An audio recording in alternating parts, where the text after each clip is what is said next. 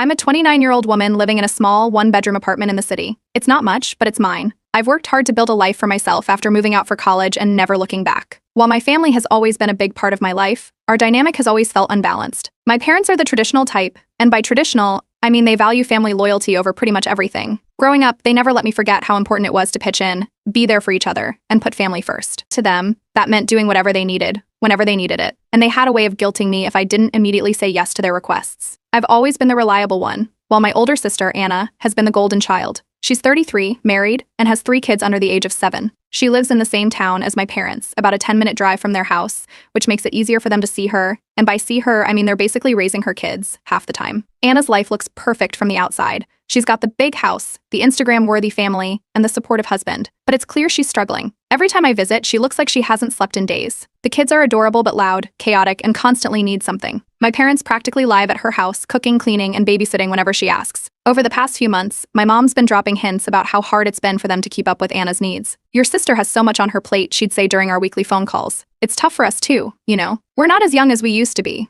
At first, I thought it was just her venting. Then came last Sunday. We were having lunch at my parents' house, me, Anna, her husband, the kids, and my parents. It was chaotic, as usual. My mom was in the kitchen, juggling 3 pots at once, while Anna tried to calm her youngest, who was screaming because his sandwich was cut the wrong way. My dad was sitting at the head of the table, scrolling on his phone like he didn't even notice the noise. Somewhere between the salad and the roast chicken, my mom turned to me and said, "We've been thinking, and we believe it's time for you to start helping out more with Anna's kids." At first, I thought she meant babysitting every once in a while. That's not unusual. But then she kept going. You live alone, you're not tied down with a family of your own yet, and Anna could really use the help. It would make such a difference if you took them a few days a week. It was like the table went silent, even though the kids were still yelling about dessert. I stared at her, trying to process what she'd just said. My dad looked up from his phone and nodded, adding, "Family takes care of family. You know that." Anna wasn't even fazed. She just nodded along, like this had already been decided without me. Her husband kept his head down, focused on cutting up a chicken leg for their middle child, clearly staying out of it. I tried to laugh it off, saying something like, "Oh, I don't think my apartment is baby-proofed for all 3 of them." My mom smiled politely but didn't let it go. "You'll figure it out," she said. They'd love spending time with their auntie.